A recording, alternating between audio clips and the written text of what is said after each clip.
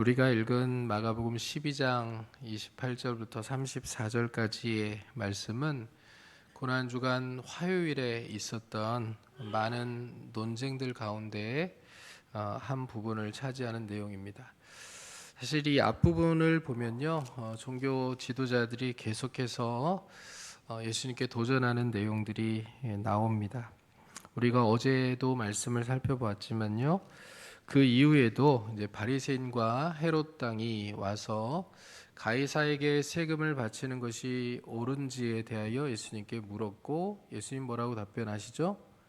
가이사의 것은 가이사에게, 또 하나님의 것은 하나님에게라는 유명한 말씀을 하시면서 지혜롭게 이 바리새인과 또 헤롯 당의 도전을 막아내시죠.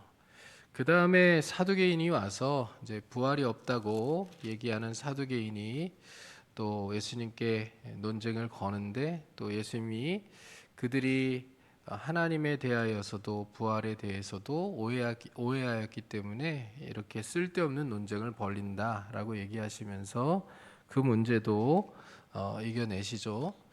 그러자 그것을 듣고 있었던, 그 모든 가르침들을 다 듣고 있었던 한 서기관이 예수님께 또 나와 묻습니다. 근데 이 서기관은 도전하는 그런 마음이 아니라 정말 궁금해서 물은 것 같아요.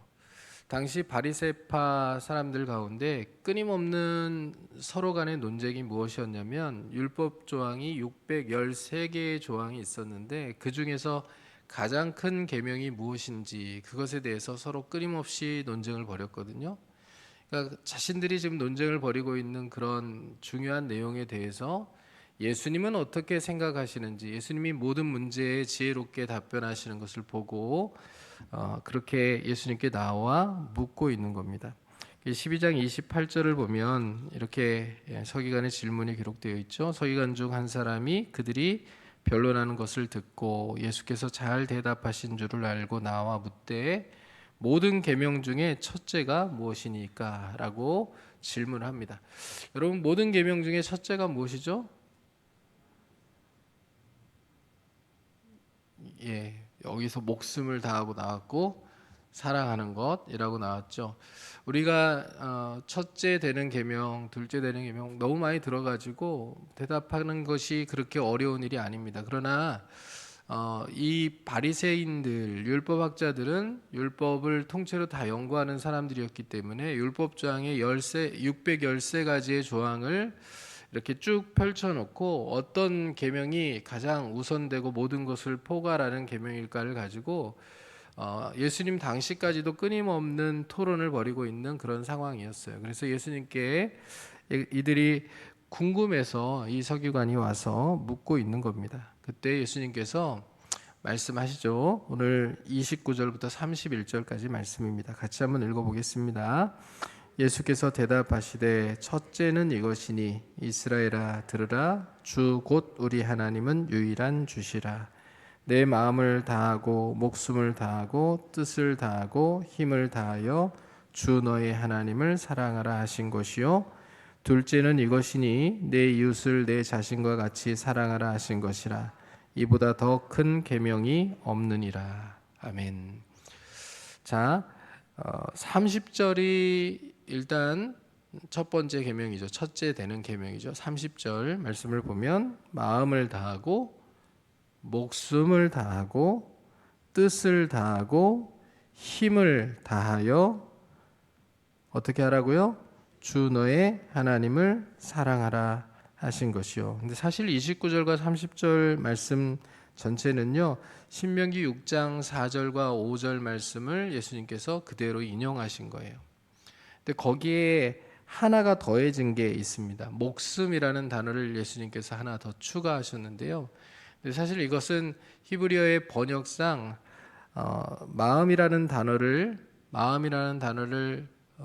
목숨이라는 단어로도 번역할 수 있기 때문에 마음과 목숨이라고 예수님께서 말씀을 하신 것뿐이고요. 나머지는 다 신명기 6장 4절과 5절 말씀을 그대로 인용하신 거예요. 쉐마라고 하는 이스라엘 백성들에게는 가장 중요한 그 말씀을 예수님께서 그대로 인용하여 말씀을 하시는 겁니다. 근데 보세요. 마음과 목숨과 뜻과 힘을 다하여 주 하나님을 사랑하는 것에 전제가 위에 달려 있어요.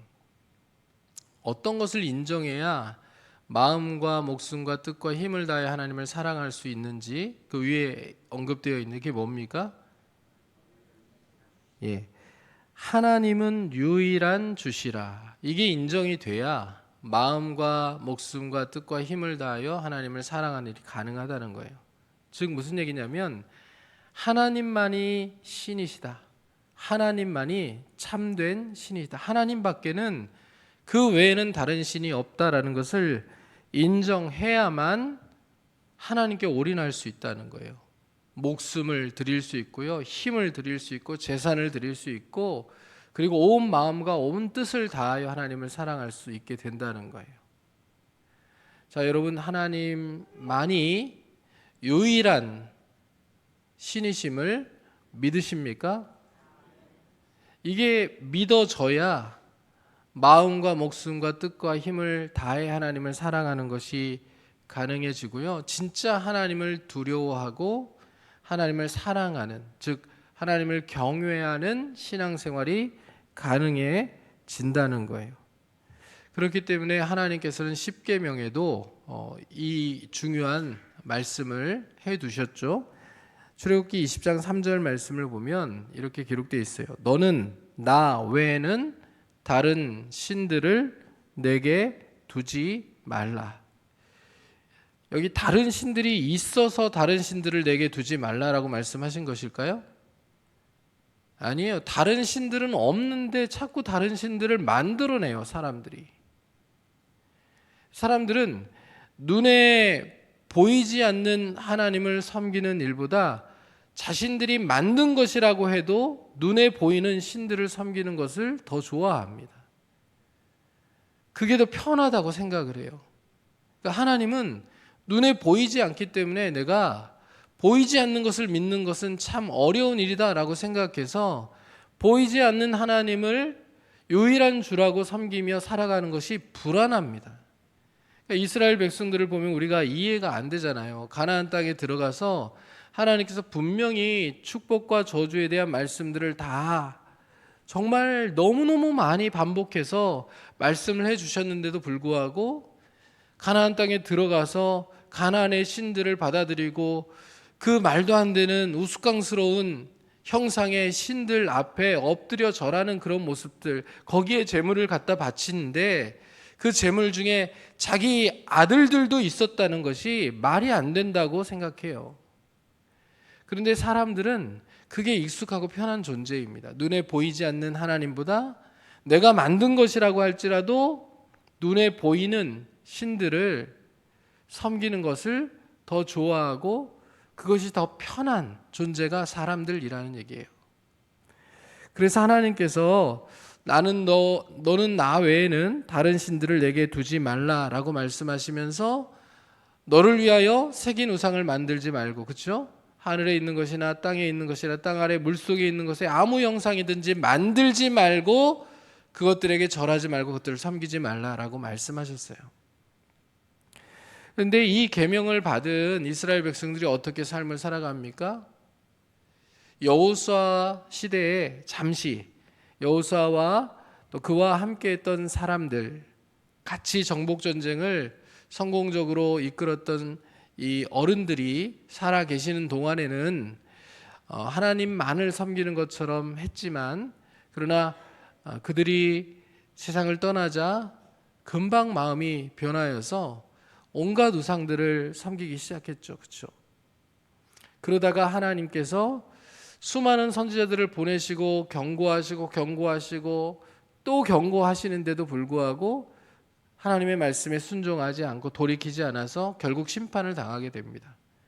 그리고 이제 포로로 잡혀가서 70년 만에 귀환하여서 귀환한 이후에는 조금 달라져요. 조금 달라지는데 이제 새긴 우상을 만드는 일에는 그들이 한 번 경험이 있기 때문에 치를 떨지만, 그러나 새긴 우상이 아니라 눈에 보이는 이제 형상이 아니라 돈의 모습으로 그들이 돈을 숭배하는 삶을 살기 시작해요. 예수님 시대에도 예수님의 가장 강력한 라이벌, 하나님의 가장 강력한 라이벌 우상은 돈이었습니다. 돈을 가장 큰 우상으로 그들이 섬기고 있었어요. 그래서 예수님께서 돈과 하나님을 겸하여 섬길 수 없다라는 말씀을 하시죠. 여러분, 우상을 만들어 섬기지 않는다고 우상을 섬기지 않는 것이 아니에요. 우리 시대도 동일합니다. 여러분, 우리가 우상을 만들어서, 내가 어떤 우상을 만들어서 거기다가 절을 하며 우상을 섬기진 않죠. 우리가 우상을 섬기는 일들, 어떤 신상이나 이런 것들 앞에서 절을 하는 것들, 혹은 심지어 제사를 각 집에서 지내면서 조상들에게 절을 하는 그 일들도 우리는 굉장히 두려워하고 굉장히 위험한 일이라고 생각하고 그렇게 하면 안 되는 일이라고 생각하고 하지 않습니다. 그렇다고 우리가 우상을 섬기지 않는다고 얘기할 수 있을까요? 자, 눈에 보이는 우상을 섬기는 일들에는 굉장히 두려운 마음을 가지고 우리가 오늘도 살아가고 있지만, 그러나 돈과 같은 우상을 우리의 삶 가운데 섬기며 살아가는 것은 아닌지라는 생각들을 한번 해볼 필요가 있겠죠. 정말 하나님만이 유일한 주시라고 우리가 고백하며 살아가고 있는가? 하나님이 우리에게 주시는 물질을 우리는 관리하는 청지기의 입장에서 그렇게 살아가고 있는가? 아니면 돈이 하나님의 자리에 올라가서 하나님이 기뻐하시는 일에도 불구하고 하나님이 원하심에도 불구하고 하나님께 내어드리는 것이 늘 고민이 되고 염려가 되고 늘 불안한 인생을 살아가고 있는가? 한번 점검해 볼 필요가 있죠. 하나님은 우상을 만들어 섬기는 그런 모든 모습에도 마음이 불편해 하시지만, 사실 하나님이 제일 불편해 하시는 모습은 하나님 위에 다른 신들을 우리 인생 가운데 두는 거예요. 우리가 수많은 신들을 만들어내는 우상 공장이 될 수 있다는 것을 우리가 인식하지 않고, 수많은 우상을 만들어내면서도 그것들을 섬기며 살아가면서도 우리가 우상을 숭배하지 않고 하나님만을 섬긴다라는 착각을 하며 살아가는 모습들을 하나님이 굉장히 불편해 하신다는 거죠. 이 고난주간을 지나가면서 우리가 우상 공장이 아닌지, 내 안에 정말 하나님을 유일한 주시라고 고백하는 진짜 신앙 고백이 있는지 우리가 한번 점검했으면 좋겠고요. 점검하는 기간 동안에 내 속에 하나님보다 더 우선시되는 우상들이 있다면 그것을 내 마음 속으로부터 쫓아내고, 또 쫓아내지 않아야 되는 것들이 있다면 우선순위를 분명하게 결정할 수 있는 그런 정돈의 시간들이 될 수 있기를 주님의 이름으로 축복합니다. 주님께서는 이렇게 하나님을 유일한 주시라고 고백하며 마음을 다하고 목숨을 다하고 뜻을 다하고 힘을 다해 하나님을 섬기는 것이 첫 번째 되는 계명이라고 분명히 말씀하십니다. 그리고 둘째는 뭐라고 말씀하시죠? 31절을 보면 이렇게 기록되어 있죠. 같이 한번 읽어봅니다. 둘째는 이것이니 내 이웃을 내 자신과 같이 사랑하라 하신 것이라. 이보다 더 큰 계명이 없느니라. 자, 둘째는 뭐라고요? 내 이웃을 내 자신과 같이 사랑하라 하신 것이라. 이보다 더 큰 계명이 없느니라. 자, 우리가 나 자신을 사랑하는 것처럼, 사람은 사실 이기적인 존재잖아요, 그렇죠? 태어날 때부터 이기적인 존재예요. 부정할 수 없는 사실이에요. 늘 자기 중심으로 생각하고 자기가 먼저고 자기의 이익이 우선시되고 자기 몸이 더 중요하고, 이게 사람의 본질적인 모습이에요. 타락한 이후에 사람이 기본적으로 가지고 있는 본질적인 모습입니다. 그런데 주님 뭐라고 말씀하시는 거예요? 네가 너 자신을 그렇게 아끼고 살아가는 것처럼 내 이웃을 너처럼 사랑해. 너만큼 사랑해. 너를 사랑하는 것처럼 사랑해. 그렇게 말씀하고 계시는 거거든요. 그러니까 나와 이웃이 분리가 되는 겁니까? 아니면 나와 이웃을 하나로 만드는 겁니까? 나와 이웃이 하나인 거예요.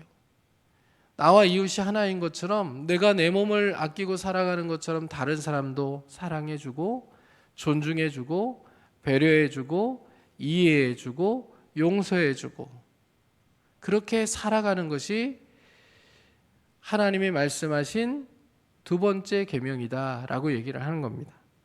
그러니까 순서가 되게 중요하다고 여러분 꼭 기억하시면 좋겠어요. 첫째가 뭡니까?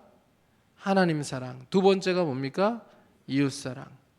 자, 이게 시간이 지나면서 이제 예수님의 가르침 분명히 이렇게 나오는데 사도 바울과 야고보 사도의 이름은요 이제 하나로 요약이 돼요.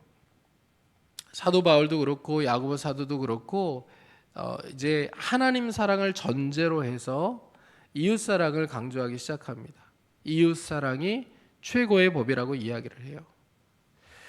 자, 보세요. 야고보서 2장을 한번 펼쳐보시면 좋겠는데 야고보서 2장 8절 말씀을 한번 펼쳐보십시오. 야고보서 2장 8절 말씀 같이 한번 보세요. 찾으셨죠? 372쪽에 있습니다. 야고보서 2장 8절 같이 읽습니다. 너희가 만일 성경에 기록된 대로 내 이웃 사랑하기를 내 몸과 같이 하라 하신 최고의 법을 지키면 잘하는 것이거니와. 최고의 법이 뭐예요? 이웃 사랑이죠, 그렇죠? 최고의 법이 이웃 사랑이에요. 근데 예수님이 하신 말씀과 다른 것 같죠? 예수님은 첫째는 하나님 사랑이고 둘째는 이웃 사랑이라고 말씀하셨는데 지금 야고보에 이르러서는 어떻게 돼요? 이웃 사랑이 최고의 법이라고 얘기해요. 왜 이렇게 달라진 것처럼 보일까요? 사도 바울도 이웃 사랑을 최고의 법이라고 얘기하거든요. 왜 이렇게 이야기할까요? 사람들이요 신앙생활을 자꾸 분리하기 때문에 그래요. 신앙생활은 하나님을 사랑하는 것이다 라고만 생각하기 때문에 그래요. 사실 신앙생활은 실제 삶과 관계가 있잖아요. 실제 삶. 우리의 삶 전체가 신앙생활이거든요. 우리가 교회에 와서 예배를 드리고 또 교회에서 해야 될 직분을 감당하고 교회에서 해야 될 일들을 하는 것은 이건 종교생활로 우리 삶 전체에 있어서 한 종교생활로 규정할 수 있는 일들이죠. 우리가 말씀을 많이 읽고 기도를 많이 하고 종교생활로 정의할 수 있는 일들이에요. 근데 이것보다 신앙생활은 폭이 훨씬 크다는 거예요. 안 믿는 이웃과의 관계, 또 믿는 성도들 간의 관계, 이 모든 것들이 다 신앙생활이라는 얘기예요. 근데 사람들이 이 바울 시대도 그랬고 야고보의 청중들도 그랬고 자꾸 이원론 영지주의의 영향을 받아서 하나님을 사랑해서 영원히 구원받으면 육체를 가지고는 이웃 사랑하지 않고 이기적인 마음으로 살아도 미운 마음이 있으면 미워하며 살아도 그리고 누군가를 해하고 또 그 사람에게 손해를 끼치고 내가 유익을 취해도 아무 문제가 없다고 생각하며 살았거든요. 이건 기독교가 아닌 거예요. 내 속에 미움이 잔뜩 있어요. 악의가 있어요. 우리가 금요일도 살펴보았지만 예수님 안에 있다 하면서도 고의적으로 이 미움의 문제와 이 악의의 문제를 해결하지 않고 계속해서 끊임없이 악의적인 행동들을 하고 생각들을 하고 문제들을 만들어 가요. 그러면서도 예수님 안에 있다고 생각하고 구원에 지장이 없다고 생각하며 살아가는 사람들이 초대교회 안에 굉장히 많았다는 거예요. 그러니까 사도 바울도 야고보 사도도 강조하는 거예요. 이웃사랑이 최고의 법이다. 그러니까 이 법대로 살아가지 않으면 하나님 사랑한다고 하면서 그 하나님 사랑이 녹아 들어간 이웃사랑이 삶 가운데 실천되지 않으면 정말 아무것도 아닌 게 되어버린다라는 것을 강조하는 거예요. 여러분 다시 고린도전서 13장을 한번 펼쳐 보십시오. 고린도전서 13장 1절부터 말씀을 한번 보시면 이렇게 되어 있어요. 같이 한번 읽어보겠습니다. 내가 사람의 방언과 천사의 말을 할지라도 사랑이 없으면 소리나는 구리와 울리는 꽹과리가 되고, 내가 예언하는 능력이 있어 모든 비밀과 모든 지식을 알고 또 산을 옮길 만한 모든 믿음이 있을지라도 사랑이 없으면 내가 아무것도 아니요, 내가 내게 있는 모든 것으로 구제하고 또 내 몸을 불사르게 내줄지라도 사랑이 없으면 내게 아무 유익이 없느니라. 여러분, 사랑이 없으면 아무 유익이 없느니라 라고 하는 이 말씀을 우리가 이 고난주간에 마음 깊이 새겨 넣을 수 있기를 간절히 소망합니다. 사실 주님께서 우리를 위해서 죽으실 이유가 전혀 없음에도 불구하고 우리를 사랑하시기 때문에 십자가에 달려 죽으신 거잖아요. 우리가 늘 나누지만 자격 조건을 따져서 주님이 누군가를 구원하신다고 한다면 우리 한 사람 한 사람이 정말 구원받을 만한 자격 조건을 갖추고 주님의 구원을 힘입을 수 있을까? 정말 쉽지 않은 일일 것 같은데, 그러나 주님이 은혜로 우리를 사랑하셔서 우리를 위해 십자가에 달려 죽으셨기 때문에 우리가 오늘 여기에 모여 있는 거 아닙니까? 그렇게 주님의 사랑으로 말미암아 주의 백성이 된 우리들이기 때문에 그 사랑에 빚진 자로서 그 사랑을 가지고 이웃을 사랑하는 것이 마땅하다는 것을 우리가 잊어버리지 않고 살아갔으면 좋겠어요. 요한일서 4장 11절 말씀에도 이렇게 말씀합니다. 사랑하는 자들아, 하나님이 이같이 우리를 사랑하셨은즉 우리도 서로 사랑하는 것이 마땅하도다. 요한일서 3장 16절 말씀도 이렇게 말씀해요. 그가 우리를 위하여 목숨을 버리셨으니 우리가 이로써 사랑을 알고 우리도 형제들을 위하여 목숨을 버리는 것이 마땅하니라. 하나님 사랑으로부터 시작해서 이제 우리 삶 가운데는 하나님 사랑이 전제가 되고, 하나님을 우리가 사랑하기 때문에 그 사랑으로 우리 이웃들을 사랑할 수 있는 그 모습이 하나님이 우리에게 정말 바라고 원하시는 모습이다라는 것을 우리 한 사람 한 사람이 이 고난주간에 마음속에 깊이 새겨 넣었으면 좋겠어요. 그래서 이 고난주간 기도의 첫째 날에 우리의 기도의 제목은 하나입니다.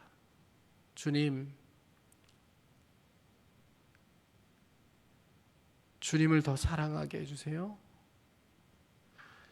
그리고 주님을 사랑하기 때문에 정말 힘든 이웃을 사랑하게 해주세요. 내 속에 있는 모든 미움과 다툼과 시기와 질투와 분노와 또 내 편견과 내 착각과 내 모든 오해와 여러 상황들 때문에 비롯된 그 모든 미움과 악의로부터 나를 건져주시고, 주님께서 사랑하신 사람들을 사랑하게 하시고, 주님께서 사랑하시는 사람들을 위하여 나를 헌신할 수 있도록 도와주시고 희생할 수 있도록 도와주셔서 주님을 향한 사랑이 내 삶을 통하여 흘러갈 수 있도록 하나님 도와달라고. 이게 고난주간 내내 우리가 드려야 될 기도의 제목이고, 또 오늘 우리가 붙잡고 주님 앞에 드려야 될 기도의 제목인 줄 믿습니다. 여러분, 예수님이 이렇게 말씀하실 때요, 서기관이 이 말씀을 듣고 이렇게 이야기하죠. 32절과 33절 말씀이에요. 같이 한번 읽습니다. 서기관이 이르되 선생님이여 올소이다. 하나님은 한 분이시요 그 외에 다른 이가 없다 하신 말씀이 참이니이다. 또 마음을 다하고 지혜를 다하고 힘을 다하여 하나님을 사랑하는 것과 또 이웃을 자기 자신과 같이 사랑하는 것이 전체로 드리는 모든 번제물과 기타 제물보다 나으니이다. 이 서기관이 한 말은 옳은 이야기죠. 그래서 예수님도 그의 대답을 기뻐하셨어요. 여러분, 우리의 모든 예배와 우리의 모든 헌신과 모든 섬김은 하나님을 향한 사랑에서 비롯되어야 되죠. 그렇죠? 하나님을 사랑하기 때문에 말씀에 순종하는 것이고요. 하나님을 사랑하기 때문에 찬양하는 것이고요. 하나님을 사랑하기 때문에 교회 안에서 직분을 감당하는 거고요. 하나님을 사랑하기 때문에 이렇게 설교도 하는 거고요. 하나님을 사랑하기 때문에 우리의 모든 행동이 이루어지는 것이어야 한다는 거예요.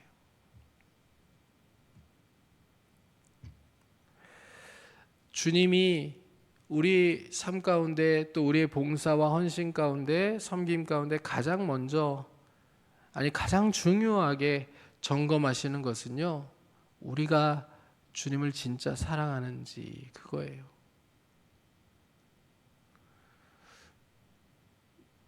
제가 목회자로서 20살에 이제 대학을 가서 훈련을 받고 지금 사역을 한 지 26년, 7년째 되어가고 있는데요. 계속 설교를 하고 사역을 하면서 계속 질문하는 게 그거예요. 이제 익숙해져서 직업적으로 사역을 하고 설교를 하는 건가? 아니면 매번 정말 두렵고 떨리는 마음으로 하나님의 말씀을 붙들고 정말 하나님을 사랑하기 때문에 그 하나님 사랑하는 마음을 가지고 말씀을 가감없이 선포하며 하나님이 사랑하시는 영혼들을 섬기기 위하여 정말 최선을 다하여 오늘도 이 말씀을 준비하고 전하고 있는가? 이게 매번 말씀을 준비할 때마다 사실 고민이에요. 질문이고요. 왜 어느 때는요, 설교를 일주일에 몇 편씩 막 준비하다 보면 그런 느낌이 들 때가 있거든요. 설교를 준비하는 기계가 된 것 같다라는 그런 느낌이 들 때가 참 많거든요. 그런 느낌이 들 때면 멈춰요. 그리고 내가 말씀을 전하는, 말씀을 들어야 되는 대상인 여러분들을 생각해요. 이게 여러분들에게 꼭 필요한 말씀인지, 하나님이 꼭 전하라고 하시는 말씀인지, 아니면 내가 임의로 생각해서 하는 것인지, 계속 다시 정말 하나님을 사랑하는 일이 내 사역의 가장 중요한 출발점이 되고 있는지를 점검해 간다는 거예요. 왜냐하면 이게 없으면 내게 아무 유익이 없고 이 말씀을 듣는 여러분들에게도 아무 유익이 없고 우리 모두에게 유익이 없고 그저 종교적인 형태만 남는 일들이 되어버릴 뿐이니까. 여러분, 찬양도 마찬가지고요. 그리고 기도하는 일들도 마찬가지고요. 말씀을 읽는 일들도 마찬가지고요. 이 하나님을 온전히 사랑하는 중심이 모든 행위의 출발점이 되지 않으면 여러분, 우리에게 그 모든 행위가 아무 유익이 없는 것들임을 기억하면서 다시 하나님 사랑을 점검할 수 있는, 오직 하나님만이 유일한 주이신지를 점검할 수 있는 저와 여러분이 될 수 있기를 간절히 소망합니다. 주님이 우리에게 가장 중요하게 물으시는 것은 우리가 주님을 사랑하는지예요. 그 사랑으로 말미암아 이웃도 사랑할 수 있고요. 그 사랑으로 말미암아 우리가 주님을 섬기는 일들이 빛날 수 있기 때문에 그래요. 베드로가 예수님을 3번이나 부인하잖아요. 예수님을 3번째 부인할 때는 저주하며 부인해요. 베드로는 자기가 예수님을 부인한 그 상황에 대해서 예수님께 해명할 기회가 있었으면 했을 거예요. 왜냐하면 예수님을 저주하며 부인할 때 예수님과 눈이 딱 마주쳤거든요. 예수님이 베드로를 먼저 찾아가시죠. 갈릴리로 찾아가셔서 베드로를 만나세요. 베드로가 예수님이심을 알고 고기를 잡다가 배에서 뛰어내려서 수영해서 예수님께로 막 찾아오잖아요. 그때 예수님께서 베드로에게 처음으로 하신 말씀이 무엇입니까? 베드로를 보시면서 너 밥 먹을 자격 있니? 이렇게 물으셨나요? 야, 네가 무슨 염치로 여기에 이렇게 나타나? 주님 그렇게 말씀하셨나요? 아니에요. 주님은 잊으셨어요. 왜냐하면 베드로의 약함과 베드로의 그 상황들을 예수님이 이해하신 거예요. 예수님이 베드로에게 물으신 것은 베드로의 현재 상태예요. 베드로를 야단치시고 막 꾸짖으시고 너 그때 그렇게 저주하며 나를 부인해 놓고 어떻게 염치 없이 내 앞에 서 있니? 이렇게 말씀하신 게 아니라고요. 베드로에게 점검하신 것은 베드로의 현재 상태예요. 네가 나를 사랑하느냐? 요한의 아들 시몬아, 네가 나를 사랑하느냐? 베드로가 뭐라고 대답합니까? 내가 주님을 사랑하는 줄 주님이 아시나이다 라고 대답을 할 때 예수님 뭐라고 말씀하시죠? 내 양을 치라, 내 양을 먹이라 말씀하시잖아요. 그러니까 베드로가 이후에 사도로서 사역을 해나가는 것의 출발점은요, 주님을 사랑하는 거예요. 주님을 사랑하는 것이 그 사역의 출발점이에요. 기초예요. 그렇기 때문에 사랑을 점검하신 거예요. 정말 주님을 사랑하는지. 주님은 베드로의 능력, 지식, 또 지혜 이런 것들을 보신 게 아니에요. 물으신 게 아니에요. 이미 아셔요. 딱 하나 물으셨어요. 네가 나를 사랑하느냐. 오늘 우리에게도 주님이 동일한 것을 물으실 거라고 생각해요. 주님 우리의 연약함을 너무나도 잘 아세요. 부족함을 아세요. 그런데 그건 괜찮은데 근데 주님을 진짜로 사랑하는지, 주님 외에 다른 신들을 섬기지 않는 우선순위가 분명히 되어 있는지 그것만큼은 주님께서 점검하고 싶어 하실 거예요. 여러분 한번 대답해 보시죠. 여러분 주님을 사랑하십니까? 세상 그 무엇보다도, 세상 그 어떤 것보다도 주님을 사랑하십니까? 여러분 주님을 섬기는 수많은 일들을 하시는데 그 수많은 일들의 출발점이 주님을 사랑하는 것입니까? 여러분 이게 주님이 우리에게 물으시는 가장 중요한 질문이라는 것을 우리 모두가 잊어버리지 않을 수 있었으면 좋겠어요.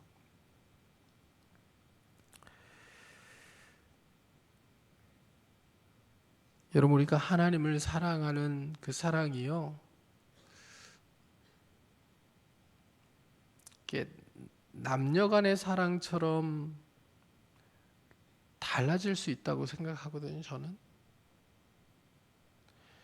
결혼식을 앞둔 막 신혼 부부가 될 그런 형제 자매들의 눈에서는요 꿀이 떨어지거든요.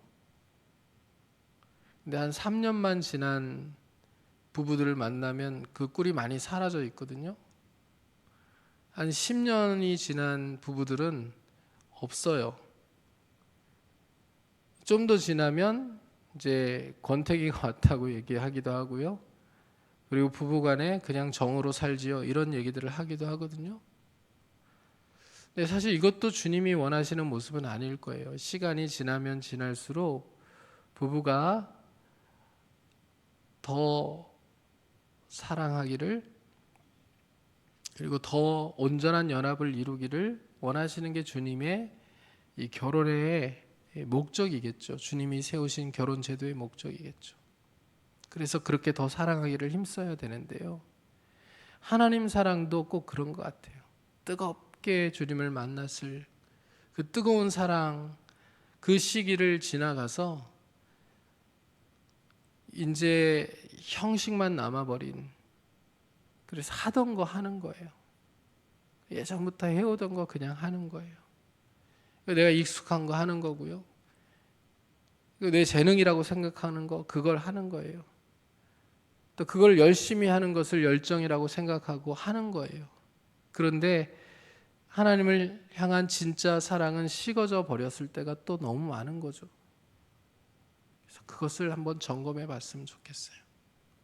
주님 나를 위해서 자기 생명을 주셨고 생명을 주신 그 사랑으로 지금도 나를 동일하게 여전하게 사랑하시는데, 나는 주님을 내가 예수 그리스도를 처음 만났을 그때 주님과 첫사랑을 나누던 그때만큼, 아니 그때보다 더 주님을 사랑하는지, 그리고 내 모든 사역과 행동의 가장 기초가 출발점이 정말 주님을 사랑하는 것인지를 한번 돌아보는 우리 모두가 되었으면 좋겠고요. 그 사랑으로 내가 이웃을 정말 사랑하고 있는지, 주님이 사랑하시는 사람들을 사랑하고 있는지를 생각해 보는 저와 여러분이 될 수 있기를 간절히 소원합니다.